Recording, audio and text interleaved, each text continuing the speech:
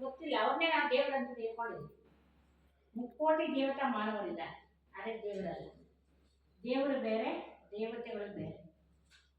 ದೇವತೆಗಳಿಗೆ ದೇಹ ಇದೆ, ಹುಟ್ಟು ಸಾವು ಇದೆ, ಸಂಸಾರ ಇದೆ, ಸುಖ ದುಃಖ ಎಲ್ಲವೂ ಇದೆ. ಆದರೆ ದೇವರಿಗೆ ಸುಖ ಇಲ್ಲ, ದುಃಖ ಇಲ್ಲ, ಯಾವುದೂ ಇಲ್ಲ. ಅವರೆಲ್ಲರಿಗಿಂತ ಭಿನ್ನವಾಗಿದ್ದಾರೆ. ಆದರೆ ಅವ್ರು ಯಾರು ಮತ್ತು ನಮಗೂ ಅವ್ರಿಗೂ ಕನೆಕ್ಷನ್ ಹೇಗೆ ಜೋಡಿಸು, ಇದೇ ರಾಜಯೋಗ. ಆತ್ಮಕ್ಕೂ ಪರಮಾತ್ಮನಿಗೂ ಕನೆಕ್ಷನ್ನ ಜೋಡಿಸೋದನ್ನು ರಾಜಯೋಗ ಅಂತ ಕರೀತಾರೆ. ಬಾಕಿ ಎಲ್ಲವೂ ಯೋಗ ಇದೆ. ವಸ್ತುಗಳ ಜೊತೆ ಯೋಗ, ದೇಹದ ಜೊತೆ ಸಂಬಂಧದ ಯೋಗ, ಮತ್ತು ಪ್ರಾಪರ್ಟಿಯ ಯೋಗ, ನಮ್ಮ ಒಂದು ವೃತ್ತಿಯ ಯೋಗ, ಅದು ಎಲ್ಲದರ ಜೊತೆ ಯೋಗ ಇದೆ. ಆದರೆ ಅದು ಯಾವ ಯೋಗದಿಂದ ನಮಗೆ ಸ್ವಧರ್ಮ ಜಾಗೃತವಾಗಲ್ಲ. ಸ್ವಧರ್ಮ ಜಾಗೃತ ಆಗಬೇಕಾದ್ರೆ ಪರಮಾತ್ಮನ ಜೊತೆ ಕನೆಕ್ಷನ್ನ ಜೋಡಿಸಿದರೆ ಮಾತ್ರ. ಆವಾಗ ನಮ್ಮ ಸ್ವಧರ್ಮ ಜಾಗೃತವಾದಂಗೆ ನಾವು ಧರ್ಮದಂತೆ ನಡೆಯುವ ಶಕ್ತಿ ಬರುತ್ತೆ.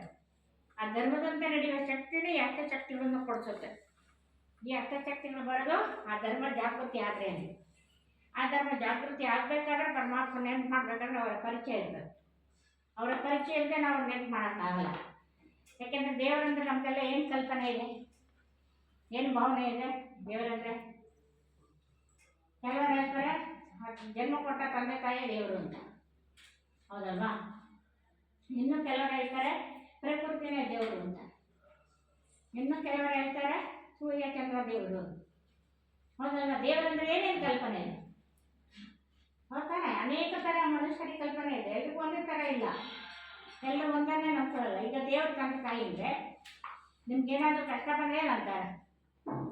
ಆ ದೇವರು ಒಬ್ಬನಿದ್ದಾನೆ ಬಿಡಪ್ಪ, ಚಿಂತೆ ಮಾಡಲ್ಲ ಹೇಳ್ತಾರೆ. ಇಲ್ಲ, ಆ ದೇವ್ರು ಒಬ್ಬನೇ ಇದ್ದಾನಂತ, ಬೇಕಾದಷ್ಟು ದೇವರುಗಳಿದ್ದಾರೆ ಅಂತ ಹೇಳ್ತಾರೆ. ಒಬ್ಬರೇ ಇದ್ದಾರೆ ಅಂತಾರೆ, ಬೇಕಾದಷ್ಟು ಜನ ಇದ್ದಾರೆ ಅಂತ. ಒಬ್ಬರೇ ಇದ್ದಾರೆ, ಆ ದೇವರು ಒಬ್ಬನಿದ್ದಾನೆ ಅಂತ ಹೇಳ್ತಾರಲ್ಲ. ಕೈನೂ ಏನು ಮಾಡ್ತಾರೆ? ಮೇಲೆ ದೇವರು ಎಲ್ಲಿದ್ದಾನ ಅಂದರೆ ಮೇಲಿದ್ದಾನ, ಇಲ್ಲ ಕುರ್ಚಿ ಬೇಕು ಎಲ್ಲ ಕಡೆ ಇದ್ದಾನ? ಇಲ್ಲಲ್ಲ. ಟೇಬಲ್ ಕುರ್ಚಿ ಮೆದುಗಳೆಲ್ಲ ಇದ್ದಾನ? ಇದ್ದಿದ್ರೆ ದೇವರೇನ ಕಾಪಾಡಪ್ಪ ಅಂತ ಅವ್ರು ಹೇಳ್ಕೊಂಡು ಕೇಳಬೇಕಾಯ್ತು. ಮನುಷ್ಯ ಹೇಳಲ್ಲ, ದೇವರೇ ಕಾಪಾಡಪ್ಪ ಅಂತ ಮೇಲೆ ನೋಡಿ ಕೈ ಮುಗಿ ಹೇಳ್ತಾರೆ, ಹೌದಲ್ಲ? ಹಾಗಾದ್ರೆ ದೇವರು ಎಲ್ಲಿದ್ದಾನೆ? ಮೇಲೆ 100% ಗ್ಯಾರಂಟಿನಾ? ಅಥವಾ ನಮ್ಮೊಳಗೆ ಇದ್ದಾನೆ ಅಂತೀರಾ? ಅಥವಾ ಆತ್ಮನೇ ಪರಮಾತ್ಮ ಅಂತ ಹೇಳ್ತೀರಾ? ಇಲ್ಲಲ್ಲ, ಆತ್ಮನೇ ಬೇರೆ, ಪರಮಾತ್ಮ ಒಬ್ಬರೇ ಇದ್ದಾರೆ, ಅವ್ರು ಬೇರೆ. ನಾವೆಲ್ಲರೂ ಆತ್ಮಗಳು. ದೇಹ ತಗೊಂಡು ಕರ್ತವ್ಯ ಮಾಡ್ಲಿಕ್ಕೆ ಬಂದಿರೋ ನಾವೆಲ್ಲ ಆತ್ಮಗಳು. ಆತ್ಮಗಳಿಗೆ ದೇಹ ಇದೆ, ದೇಹವನ್ನೇ ಕಾರ್ಯಗೊಳಿಸೋದು. ದೇಹ ಒಂದು ವೆಹಿಕಲ್ ಇದ್ದಂಗೆ. ಈ ವೆಹಿಕಲನ್ನು ನಡೆಸುವಂಥವ್ರು ಯಾರು? ಆತ್ಮ. ಪರಮಾತ್ಮ ಅಲ್ಲ, ಆತ್ಮ ನಡೆಸುತ್ತೆ. ಯಾಕೆಂದರೆ ಆತ್ಮಕ್ಕೇನಿದೆ? ಮನಸ್ಸು, ಬುದ್ಧಿ, ಸಂಸ್ಕಾರ ನ್ಯಾಚುರಲ್ ಆಗಿದೆ ಆತ್ಮದಲ್ಲಿ. ಆ ಸಂಸ್ಕಾರ ಇರೋ ಪ್ರಕಾರ ಆತ್ಮಕ್ಕೆ ಮನಸ್ಸು ಬುದ್ಧಿ ಏನಿದೆ ಅದ್ರ ಪ್ರಕಾರ ನಡೀತಾ ಇರುತ್ತೆ. ಮನಸ್ಸು, ಬುದ್ಧಿ, ಸಂಸ್ಕಾರ ಆತ್ಮದಲ್ಲೇ ಇರೋ ಸೂಕ್ಷ್ಮ ಇಂದ್ರಿಯವು. ಹೇಗೆ ಕಣ್ಣು, ಮೂಗು, ಬಾಯಿ ಶರೀರಕ್ಕಿದೆಯೋ ಅದೇ ರೀತಿ ಆತ್ಮಕ್ಕೆ ಮನಸ್ಸು, ಬುದ್ಧಿ, ಸಂಸ್ಕಾರ ಇದೆ. ಅದರ ಆಧಾರದಿಂದ ಏನು ಮಾಡ್ತದೆ? ದೇಹವನ್ನು ನಡೆಸುತ್ತೆ. ಮತ್ತು ಅಷ್ಟು ಸತ್ಯಾಗ್ರಹದಲ್ಲಿ ಹೆಂಗಿತ್ತು? ಭಾಳ ಶುದ್ಧವಾಗಿತ್ತು. ಮನಸ್ಸು ಶುದ್ಧವಾಗಿತ್ತು, ಬುದ್ಧಿನೂ ಶ್ರೇಷ್ಠ ಇತ್ತು, ಮತ್ತು ಸಂಸ್ಕಾರಗಳು ದೈವಿ ಸಂಸ್ಕಾರ ಇತ್ತು. ಆದ್ದರಿಂದ ಅಲ್ಲಿ ಸುಖಮಯ ಜೀವನ ಇತ್ತು. ಈ ಬರ್ತಾ ಬರ್ತಾ ಏನಾಯಿತು? ಸತ್ಯಾಗ್ರಹ ದ್ವಾಪರ ಕಲಿಯುಗ ಇಲ್ಲ. ದ್ವಾಪರ ಬಂದಾಗ ಒಂದೇ ಯುಗದಲ್ಲಿ ಎಲ್ಲೂ ಒಂದೇ ಇತ್ತು. ದ್ವಾಪರ ಬಂದಾಗ ಅನೇಕತೆ ಬಂತು. ಪರಮಾತ್ಮ ಹೇಳ್ತಾರೆ, ದ್ವಾಪರದಲ್ಲಿ ಯುಗದ ಪರಿಣಾಮದಿಂದ ಜನ್ಮ ಮರಣಗಳಲ್ಲಿ ಬಂದಿರೋದ್ರಿಂದ ಆತ್ಮದಲ್ಲಿದ್ದ ಶಕ್ತಿ ದಿಷ್ಟ ಆಯ್ತಾ ಇದೆ. ಆದಿ ಸನಾತನ ದೇವಿ ದೇವತಾ ಧರ್ಮ ಹೋಗಿ ಆದಿ ಸನಾತನ ಹಿಂದೂ ಧರ್ಮ ಆಯಿತು. ಧರ್ಮ ಆಯಿತು ಅಂತ ಪರಮಾತ್ಮ ಹೇಳ್ತಾರೆ. ಅಂದರೆ ಇದರ ಮಾಹಿತಿ ಯಾರಿಗೂ ಇಲ್ಲ. ಯಾಕಿಲ್ಲ? ಮುಂದೆ ಫಸ್ಟ್ ಏನಾಯಿತು? ಯುಗ ಮೊದಲಿನ ಯುಗದಲ್ಲಿ ಏನಾಯಿತು? ಮೊದಲೆಲ್ಲ ಹೇಗಿತ್ತು? ಅದರ ಮಾಹಿತಿ ಯಾರಿಗೂ ಇಲ್ಲ. ಯಾವ ಪುಸ್ತಕದಲ್ಲೂ ಇಲ್ಲ, ಯಾವ ಸಮಾಜದಲ್ಲೂ ಇಲ್ಲ, ಯಾವ ಶಾಸ್ತ್ರಗಳಲ್ಲೂ ಇಲ್ಲ. ಯಾಕಿಲ್ಲ? ಯಾಕಂದರೆ ಯೇಸು ಕೃಷ್ಣ ಹುಟ್ಟಿದ ನಂತರ ಕ್ರಿಸ್ತ ಶಕ, ಕ್ರಿಸ್ತ ಪೂರ್ವ ಅಂತ ಡಿವೈಡ್ ಮಾಡಿದ್ರು.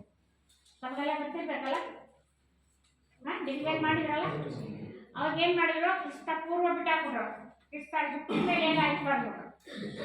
ಆದ್ದರಿಂದ ಇವತ್ತಿನ ಯಾವ ಮಾನವರು ಮೊದಲೇನಿತ್ತು, ಹೆಂಗಿತ್ತು, ಏನಾಯ್ತು ಯಾರಿಗೂ ಮಾಹಿತಿ ಇಲ್ಲ. ಹೇಳ್ತಾರೆ ಜಗತ್ತಿಗೊಂದು. ಮೊದಲೇನಿತ್ತು ಜಗತ್ತು, ಹೆಂಗಾಯಿತು ಅಂತ. ಅದು ದ್ವಾಪರ ಯುಗದಲ್ಲಿ ಏನಾಯಿತು, ಅನೇಕ ಧರ್ಮ, ಅನೇಕ ರಾಜ್ಯ, ಅನೇಕ ದೇಶ, ಅನೇಕ ಭಾಷೆಗಳಾಗಿ ವಿಂಗಡಣೆ ಆಯಿತು. ಬೇರೆ ಧರ್ಮದವರು ಬಂದರು, ಧರ್ಮ ಸ್ಥಾಪನೆ ಮಾಡಿದರು. ಆ ಧರ್ಮವನ್ನು ಅನುಸರಿಸೋರು ಪರಂಪರೆಯಿಂದ ಬಂದರು. ಇಲ್ಲಿ ಜನಸಂಖ್ಯೆ ಜಾಸ್ತಿ ಆದಂಗೂ ವಿಭಜನೆ ಆಯಿತು. ನಮ್ಮ ಭಾರತ ದೇಶ ಒಂದೇ ಇದ್ದಿದ್ದು, ಆಮೇಲೆ ಏನಾಯಿತು, 7 ಖಂಡ ತುಂಡಗಳಾಗಿ ವಿಭಜನೆ ಆಯಿತು. ಬೇರೆ ಬೇರೆ ದೇಶದವರು ದೇಶ ಮಾಡ್ಕೊಂಡು ಹೋದರು. ಆಮೇಲೆ ಭಾರತ ದೇಶ ಏನಾಯಿತು, ಚಿಕ್ಕದು ಖಂಡ ಆಯಿತು. ನಂತರ ಭಕ್ತಿ ಇತ್ತು, ಸತೋಪ್ರಧಾನ ಭಕ್ತಿ ಇತ್ತು, ಅದು ಹೋಯ್ತು. ಬರ್ತಾ ಕಲಿಯುಗ ಎಂಟ್ರಿ ಆದಾಗ ಅಧರ್ಮ, ಅನ್ಯಾಯ ಅತಿ ಆಯಿತು. ಯಾಕೆಂದರೆ ಆತ್ಮದಲ್ಲಿ ಮೂಲ ಕ್ವಾಲಿಫಿಕೇಶನ್ ಡೌನ್ ಆಗ್ತಾ ಬಂತು. ಆತ್ಮದಲ್ಲಿದ್ದ ಮೂಲ ಧರ್ಮ, ಮೂಲ ಕ್ವಾಲಿಫಿಕೇಶನ್ ಎಲ್ಲ ಡೌನ್ ಆದಾಗ ಏನಾಯಿತು, ಅಧರ್ಮ, ಅನ್ಯಾಯ ಕಲಿಯುಗದಲ್ಲಿ ಅತಿ ಆಯಿತು. ಮೂಢನಂಬಿಕೆ, ಅಂಧಶ್ರದ್ಧೆ, ಭಕ್ತಿ ಜಾಸ್ತಿ ಆಯಿತು. ಅತ್ಯಾಚಾರ, ಅನಾಚಾರ, ಭ್ರಷ್ಟಾಚಾರ ಎಲ್ಲ ಅತಿ ಆಗ್ತಾವೆ. ಕಲಿಯುಗ ಇವತ್ತು ಸಂಪೂರ್ಣ ನರಕ ಆಗಿದೆ. ಇದನ್ನು ಯಾರು ಸ್ವರ್ಗ ಅಂತ ಹೇಳೋದು? ಸತ್ಯುಗ ಸಂಪೂರ್ಣ ಸ್ವರ್ಗ, ಇದು ಸಂಪೂರ್ಣ ನರಕ ಆಗಿ ಪರಿವರ್ತನೆ ಆಯಿತು. ಇದೇ ಭಾರತ ದೇಶದಲ್ಲೇ ಇಲ್ಲೇ ನರಕ ಇಲ್ಲೇ ಸ್ವರ್ಗ ಅಂತ ಹೇಳ್ತಾರೆ. ಹೇಳಿದ್ದೀರಲ್ಲ, ನರಕ ಸ್ವರ್ಗ ಅಂದರೆ ನಾವೆಲ್ಲ ಏನು ಅನ್ಕೊಂಡಿದ್ವಿ? ಶ್ರೀಮಂತರು, ಎಲ್ಲ ಅನುಕೂಲ ಇದೆ, ಎಲ್ಲ ಚೆನ್ನಾಗಿದೆ, ಅವ್ರು ಸ್ವರ್ಗ. ಕಷ್ಟ ಇದೆ, ದುಃಖ ಇದೆ, ಕಾಯಿಲೆ ಇದೆ, ನೋವಿದೆ, ಅವ್ರು ನರಕ ಅಂತ. ಅದಲ್ಲ ಅರ್ಥ. ಇವತ್ತು ಶ್ರೀಮಂತರು ನರಕದಲ್ಲೇ ಇದ್ದಾರೆ, ಬಡವರು ನರಕದಲ್ಲೇ. ಇಡೀ ಭೂಮಂಡಲವೇ ನರಕವಾಗಿದೆ. ಇದನ್ನು ಸ್ವರ್ಗ ಅಂತ ಯಾರು ಕೂಡ ಹೆಣ್ಣುಮಕ್ಕಳು ಆಗಲ್ಲ, ಹೇಳೋಕ್ಕಾಗಲ್ಲ. ಅಕಸ್ಮಾತ್ ಹೇಳಿದ್ರು ಸ್ವರ್ಗ, ಶ್ರೀಮಂತ ಹೇಳ್ತಾರೆ ತಮ್ಮನ ಸ್ವರ್ಗ. ಅವ್ರ ಮನೆಯಲ್ಲಿ ನಾಳೆ ಒಂದು ದಿವಸ ಸಾವಾದ್ರೆ ಏನು ಮಾಡ್ತಾರೆ? ನಮ್ಮ ಮನೇಲಿ ಇಂಥವ್ರು ಸ್ವರ್ಗಸ್ಥರಾದರು ಅಂತ ತಿಳಿಸಲು ವಿಷಾದಿಸುತ್ತೇವೆ ಅಂತ ಪೇಪರಲ್ಲಿ ಹಾಕಿಸ್ಬಿಡ್ತಾರೆ. ಹಾಗಾದ್ರೆ ಇನ್ನೊಂದು ಸ್ವರ್ಗಕ್ಕೆ ಎಲ್ಲಿಗೆ ಹೋದ್ರು ಅವರು? ಅವ್ರ ಮನೆ ಸ್ವರ್ಗ ಇತ್ತಲ್ಲ, ಇನ್ನೊಂದು ಸ್ವರ್ಗಕ್ಕೆ ಎಲ್ಲಿಗೆ ಹೋದ್ರು? ಅಷ್ಟಲ್ಲ, ಅದು ಯಾರು ಯೋಚನೆ ಮಾಡಲ್ಲ. ಅದಲ್ಲ, ಬಾಯಿ ಬಂದ ಮನಸ್ಸಿ ಬಂದಾಗ ಏನೋ ಹೇಳ್ತಾ ಇರ್ತಾರೆ. ಯಾವುದಕ್ಕೂ ಇದಿಲ್ಲ, ಅರ್ಥಿಲ್ಲ, ಯಾವುದಕ್ಕೂ ಸ್ಪಷ್ಟತೆ ಇಲ್ಲ. ಆದರೆ ಪರಮಾತ್ಮ ನಮಗೆ ಸ್ಪಷ್ಟತೆ ಹೇಳ್ತಾರೆ. ಈ ಭೂಲೋಕನೇ ಸ್ವರ್ಗ ನರಕ ಯಾವಾಗ ಆಗುತ್ತೆ? ಎಲ್ಲ ಸಮೃದ್ಧಿಯಾದ ಜಗತ್ತು, ಇದರಲ್ಲಿ ಎಲ್ಲವೂ ಇದೆ. ನಾವೇನು ಬೇಡ್ತೀವಲ್ಲ ದೇವ್ರನ್ನೇ ಕೇಳ್ಕೊತೀವಿ. ಶಾಂತಿ ಕೊಡು, ನೆಮ್ಮದಿ ಕೊಡು, ಸುಖ ಕೊಡು, ಆರೋಗ್ಯ ಕೊಡು, ಐಶ್ವರ್ಯ ಕೊಡು, ಆಯುಷ್ ಕೊಡು ಅಂತ ಬೇಡ್ತೀವಿ. ಆ ಎಲ್ಲ ಬೇಡಿಕೆಗಳೇನಿದೆಯೋ ಅದು ಇಲ್ಲಿ ಪೂರ್ಣ ಆಗುತ್ತೆ. ಸತ್ಯ ತ್ರೇತಾಯುಗದಲ್ಲಿ ಎಲ್ಲವೂ ಇದೆ. ಆರೋಗ್ಯ ಇದೆ, ಐಶ್ವರ್ಯ ಇದೆ, ಸಂಪತ್ತಿದೆ, ಸಂಬಂಧ ಚೆನ್ನಾಗಿರುತ್ತೆ, ಸುಖಮಯ ಸಂಬಂಧ, ಅಲ್ಲಿ ದುಃಖ ಗಲಾಟೆ ಇಲ್ಲ ಅಂತ ಒಂದು ರಾಜ್ಯ. ಅದನ್ನೇ ಗಾಂಧೀಜಿ, ಮಹಾತ್ಮ ಗಾಂಧೀಜಿಯೇ ಹೇಳಿದ್ರು, ನಮ್ಮ ಭಾರತ ದೇಶ ರಾಮರಾಜ್ಯ ಆಗಬೇಕು ಅಂತ. ಆದರೆ ಯಾವ ರಾಮರಾಜ್ಯ? ತ್ರೇತಾಯುಗದ ಕಥೆಯ ರಾಮರಾಜ್ಯ ಅಲ್ಲ. ತ್ರೇತಾಯುಗದಲ್ಲಿ ರಾಮ ಗಲಾಟೆ ಮಾಡಿದಾಗಲೇ ರಾಕ್ಷಸ ಸಂಹಾರ ಮಾಡಿದ ಅಂತ ಕತೆ ಬರೆದ್ರು. ಆ ಕಥೆಲಿದ್ದ ರಾಮರಾಜ್ಯವನ್ನು ಗಾಂಧೀಜಿ ಬಯಸಲಿಲ್ಲ. ಯಾಕೆಂದ್ರೆ ಅಲ್ಲಿ ರಾಮನಿಗೆ ಆರಾಮಿಲ್ಲ, ರಾಜನಿಗೆ ಆರಾಮಿಲ್ಲ ಅಂದ್ರೆ ಇನ್ನು ಪ್ರಜೆಗಳು ಹೆಂಗಿದ್ರು? ರಾಜನ ಹೇಳ್ತೀನಿ ಕದ್ಕೊಂಡು ಹೋದ್ರಂದ್ರೆ ಇನ್ನು ಸಾಮಾನ್ಯ ಜನರ ಗತಿ ಏನು? ಅವರಲ್ಲ, ಅದು ಬಯಸಿದ್ದಲ್ಲ. ರಾಮರಾಜ್ಯ ಅಂದರೆ ಸದಾ ಸುಖಿಯಾಗಿರುವಂಥ ರಾಜ್ಯ. 365 ದಿವಸ 24 ಗಂಟೆನೂ ಎಲ್ಲದಿಂದ, ಪಶು ಪಕ್ಷಿ ಪ್ರಾಣಿ ಪ್ರಕೃತಿ ಎಲ್ಲದಿಂದ ಮನುಷ್ಯ ಸುಖವಾಗಿದ್ದ. ಯಾಕೆ? ಮನುಷ್ಯನ ಆತ್ಮದಲ್ಲಿ ಅಂತ ಕ್ವಾಲಿಫಿಕೇಶನ್ ಇತ್ತು. ಬರ್ತಾ ಬರ್ತಾ ಬರ್ತಾ ಆ ಕ್ವಾಲಿಫಿಕೇಶನ್ ಡೌನ್ ಆಯಿತು. ಹೇಗೆ? ಯಾವುದೇ ಒಂದು ವಸ್ತುವನ್ನು ಅಂಗಡಿಯಿಂದ ತಂದಾಗ ಹೇಗಿರುತ್ತೆ? ಪವರ್ಫುಲ್ ಆಗಿರುತ್ತೆ. ಅವಳು ಒಂದು ಬ್ಯಾಟ್ರಿ ಇಟ್ಕೊಳ್ಳಿ, ಪವರ್ಫುಲ್ ಬ್ಯಾಟ್ರಿ ಇರ್ತದೆ. ಮತ್ತೆ ಮತ್ತೆ ಯೂಸ್ ಮಾಡ್ತಾ ಸ್ವಲ್ಪ ಡೌನ್ ಆಗ್ತದೆ. ಇನ್ನೂ ಯೂಸ್ ಮಾಡ್ತಾ ಏನಾಗುತ್ತೆ? ಮತ್ತೆ ನಮ್ಮ ತಿಪ್ಪೆಗಂಡಿಗೆ ಎಸಬೇಕು, ಏನು ಯೂಸ್ ಆಗಲ್ಲ. ಹಾಗೆ ಹಂಗೆ ಸತೋ ರಜೋ ತಮೋ ಅವಸ್ಥೆ ಅಂತ ಹೇಳ್ತಾರೆ. ಫಸ್ಟ್ ಅಂಗಡಿಯಿಂದ ತರೋದು ಸತೋ ಪ್ರಧಾನ, ಸ್ವಲ್ಪ ಯೂಸ್ ಹಾಕೊಳ್ಳಿ ರಜೋ ಪ್ರಧಾನ, ಪೂರ್ತಿ ಬಂದರೆ ತಮೋ ಪ್ರಧಾನ. ಆ ಥರ ನಮ್ಮ ಗುಣನೂ ಕೂಡ, ಆತ್ಮದಲ್ಲಿ ಗುಣ ಏನಾಯಿತು? ಸತೋ ಗುಣ ಇತ್ತು ಫಸ್ಟ್.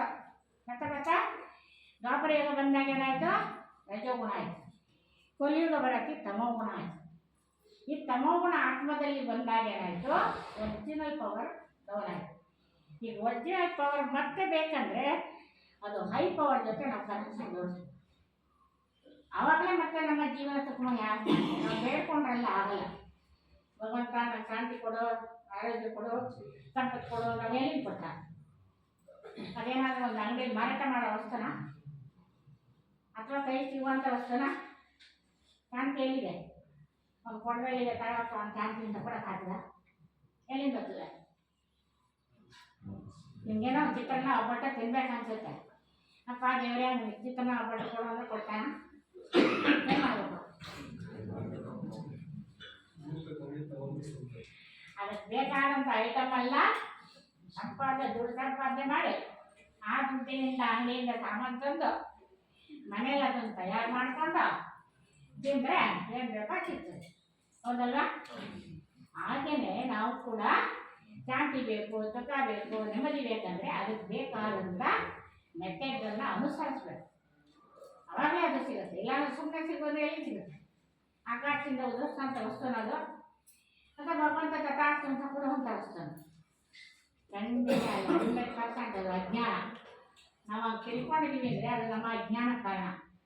ಇಲ್ಲಿ ತಿಳ್ಕೊಳ್ಳಿ, ನಾವು ಆತ್ಮ ಹೇಗಿದ್ದೀವಿ? ದೇಹ ಇದ್ದಷ್ಟು ದೊಡ್ಡಕ್ಕಿಲ್ಲ, ಅತೀ ಸೂಕ್ಷ್ಮವಾದದ್ದು ಇಂದು ಪವರ್ ಆಫ್ ಪಾಯಿಂಟ್ ಅಂತ. ಪಾಯಿಂಟ್ ಅಷ್ಟೇ, ಒಂದು ಚುಕ್ಕೆ ಹೇಗಿರುತ್ತೆ?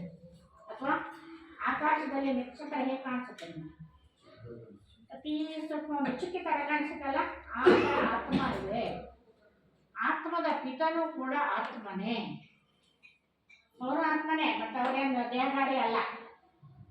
ಅವರು ಆತ್ಮನೇ, ನಾವು ಆತ್ಮನೇ, ನಿರಾಕಾರ ಜ್ಯೋತಿಬಿಂದು ಸ್ವರೂಪ. ನಾವು ಆತ್ಮನೂ ನಿರಾಕಾರ ಜ್ಯೋತಿಬಿಂದು, ಪರಮಾತ್ಮನೂ ನಿರಾಕಾರ. ಅದೇ ಇವರಿಗೆ ಸೃಷ್ಟಿಯಲ್ಲಿ ಅವ್ರದ್ದೇ ಆದ ದೇಹ ಇಲ್ಲ. ಈ ಸೃಷ್ಟಿ ಮಾಡಲ್ಪಟ್ಟಾಗ ಏನಾಯಿತು? ಪರಮಾತ್ಮನಿಗೆ ಅವ್ರದ್ದೇ ಆದ ದೇಹವನ್ನು ಹಿಡಿದಿದೆ ಸೃಷ್ಟಿ ಮಾಡಿದ್ರು. ಪರಮಾತ್ಮ ಯಾವಾಗಲೂ ರಿಸರ್ವಲ್ಲಿ ಇರ್ತಾರೆ, ಪರಂಧಾಮದಲ್ಲಿ, ಆತ್ಮಗಳ ಲೋಕ, ಮೂಲ ಲೋಕ ಹೇಳಿದೆ ಇದು ಪರಂಧಾಮ, ಇದೆ ಆತ್ಮಗಳ ಲೋಕ. ಇಲ್ಲಿ ಪರಮಾತ್ಮ ಇದ್ದಾರೆ, ನಾವು ಆತ್ಮಗಳು ಇದ್ವಿ.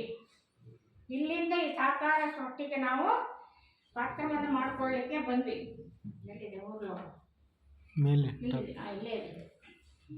ಈ ಇಲ್ಲಿಂದ ನಾವು ಇಲ್ಲಿಗೆ ಪಾತ್ರ ಮಾಡ್ಲಿಕ್ಕೆ ಬಂದ್ವಿ. ಇದು ಕಣ್ಣಿಗೆ ಕಾಣುವಂಥ ಲೋಕ.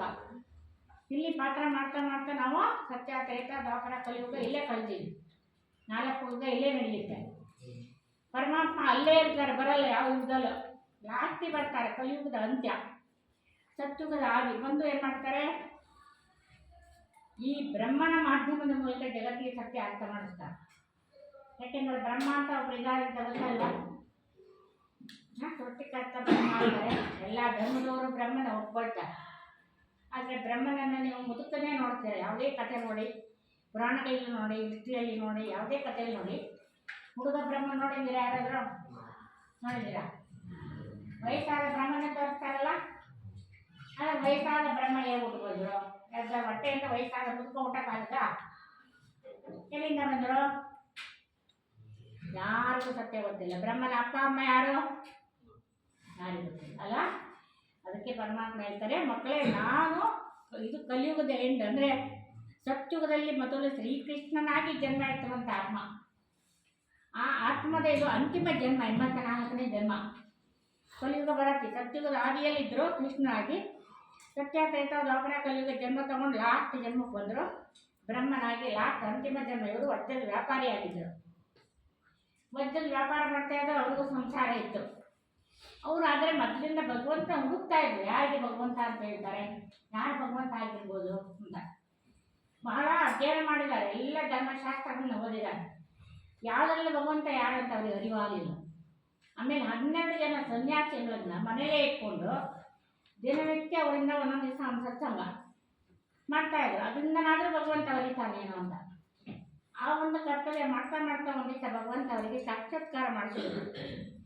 ಈ ಕಲಿಯುಗ ವಿನಾಶ ಆಗಲಿದೆ, ಮತ್ತೆ ಸತ್ಯುಗ ಇಲ್ಲೇ ಸ್ಥಾಪನೆ ಆಗುತ್ತೆ ಅಂತ.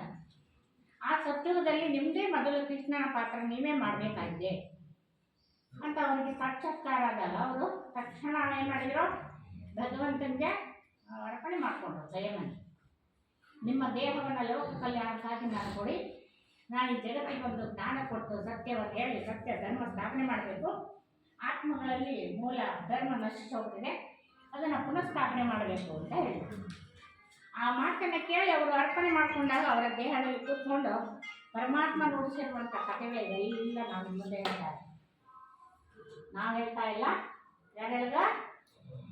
ಈ ಪರಮಾತ್ಮ ಹೇಳ್ತಾರೆ. ಪರಮಾತ್ಮ, ಪರಮ ಪ್ಲಸ್ ಆತ್ಮ, ಪರಮಾತ್ಮ. ಪರಮ ಅಂದರೆ ಹೈಯೆಸ್ಟ್, ಅವನಿಗಿಂತ ಹೈಯೆಸ್ಟ್ ಯಾರು ಇಲ್ಲ. ಪರಮ ಅಂದರೆ ಶ್ರೇಷ್ಠ, ಪರಮ ಅಂದರೆ ಎಲ್ಲಕ್ಕಿಂತ ಪರಿಯಾಗಿದ್ದಾನೆ. ಸುಖ ದುಃಖ ಯಾವುದು ಅನ್ವಯಿಸಲ್ಲ, ಕಷ್ಟ ಸುಖ ಅನ್ವಯಿಸಲ್ಲ, ಎಲ್ಲದಿಂದ ಪರಿಯಾಗಿರ್ತಕ್ಕಂಥದ್ದು ಪರಮಾತ್ಮ. ಮತ್ತೆ ಪರಂಧಾಮ ನಿವಾಸಿ, ಭೂಲೋಕ ನಿವಾಸಿ ಅಲ್ಲ. ಅದಕ್ಕೋಸ್ಕರ ಅವರಿಗೆ ಪರಮಾತ್ಮ ಅಂತ ಕರೀತಿದ್ರು. ಮತ್ತೆ ಇವರನ್ನೇ ದೇವರು ಅಂತ ಕರೆಯೋದು. ಬೇರೆ ಯಾರು ದೇವರಲ್ಲ, ದೇವತೆಗಳಿದ್ದಾರೆ 33 ಕೋಟಿ ಮಾನವರು. ದೇವರು ಒಬ್ಬನೇ ಇರೋದು. ದೇವರು ಅಂತ ಯಾಕೆ ಹೇಳ್ತಾರೆ? ಅವರೇ ಬ್ರಹ್ಮ ವಿಷ್ಣು ಶಂಕರ ತ್ರಿಮೂರ್ತಿಗಳ ಮೂಲಕ ಸ್ಥಾಪನೆ, ಪಾಲನೆ, ವಿನಾಶ ಈ 3 ಕರ್ತವ್ಯವನ್ನು ಮಾಡಿಸ್ತಾರೆ. ಅದಕ್ಕೆ ಅವರಿಗೆ ದೇವರು. ಜೀವೋಳಿ ಗಾಡ್ ಅಂತಾರೆ ಇಂಗ್ಲೀಷಲ್ಲಿ. God generation, operation, destroy. God ಅಂದ್ರೇನು? ಸ್ಥಾಪನೆ, ಪಾಲನೆ, ವಿನಾಶ. ಜನರೇಷನ್, ಆಪರೇಷನ್, ಡಿಸ್ಟ್ರಾಯ್ 3 ಕರ್ತವ್ಯ ಮಾಡಿಸೋದ್ರಿಂದ ಅವರಿಗೆ ದೇವರು ಅಂತ ಹೆಸರಿದೆ. ಬೇರೆ ಡ್ಯೂಟಿ ಮಾಡಲ್ಲ, ಯಾರಿಗೂ ಮಾಡೋಕ್ಕೆ ಸಾಧ್ಯವೂ ಇಲ್ಲ, ಯಾರು ಮಾಡೋದು ಇಲ್ಲ ಕೆಲಸ. ಅವರೊಬ್ಬರೇ ಆ ಕೆಲಸ ಮಾಡ್ತಾರೆ. ಅದಕ್ಕೆ ಅವರಿಗೆ ದೇವರು. ಮತ್ತು ಇವರಿಗೆ ಭಗವಂತ ಅಂತ ಇವರೊಬ್ಬರಿಗೆ ಕರೆಯೋದು. ಇನ್ಯಾರು ಅಲ್ಲ ಭಗವಂತ. ದೇಹರಾಯಿಗಳು ಭಗವಂತ ಆಗೋಕ್ಕೆ ಸಾಧ್ಯವೂ ಇಲ್ಲ. ಯಾಕಪ್ಪ ಅಂದರೆ ಯಾರೂ ಕೊಡಲಾಗದ ಭಕ್ತಿಯನ್ನು ಕೊಡ್ತಾರೆ.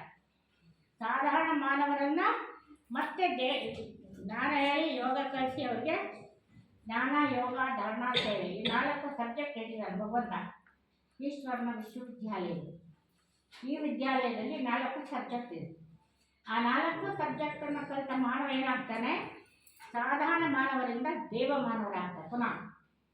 ಮತ್ತೆ ಯುಗ ಚೇಂಜ್ ಆಗುತ್ತೆ. ಕಲಿಯುಗ ಇದ್ದಿದ್ದು ಸತ್ಯುಗ ಬರುತ್ತೆ. ಅಲ್ಲಿ ಧರ್ಮ ಚೇಂಜ್ ಆಗುತ್ತೆ. ಅದರಿಂದ ಅಂತಹ ಒಂದು ಭಾಗ್ಯವನ್ನು ಮನುಷ್ಯನಿಗೆ ಭಗವಂತ ಕೊಡೋದ್ರಿಂದ ಅವರಿಗೆ ಭಗವಂತ ಅಂತ ಕರೀತೀವಿ. ಮುಳ್ಳುಗಳಿದ್ದಂಥ ಮಾನವರನ್ನು ಸದ್ಗುಣವಂತ ಹೂವನ್ನಾಗಿ ಮಾಡ್ತಾರೆ. ಅವರ ಸಂಬಂಧ, ಸಂಪರ್ಕ, ಅವರ ನೆನಪು, ಅವರ ಶಿಕ್ಷಣ ನಮ್ಮನ್ನೇನು ಮಾಡುತ್ತೆ? ಮತ್ತೆ ಸ್ವಧರ್ಮ ಜಾಗೃತವಾಗುತ್ತೆ. ಯಾರಿಗೆಲ್ಲ ಸ್ವಧರ್ಮ ಜಾಗೃತ ಆಗುತ್ತೆ ಅವರು ಸಂಪೂರ್ಣ ಮತ್ತೆ ದೇವತೆಗಳಾಗಿ ಮತ್ತೆ ಜನ್ಮ ಎತ್ತಿ ಬರ್ತಾರೆ. ಇದು ಪರಮಾತ್ಮ ನೆನಪು ಮಾಡುವ ವಿಧಿಯನ್ನು ನಾವು ಕಲ್ತ್ಕೊಳ್ಳೋಕ್ಕೇನೆ ರಾಜಯೋಗ ಅಂತ ಇದೆ. ಇವರಿಗೆ ಪರಮಾತ್ಮನಿಗೆ ಸಹಸ್ರಾರು ಹೆಸರುಗಳಿದೆ. ಆದರೆ ಮೂಲ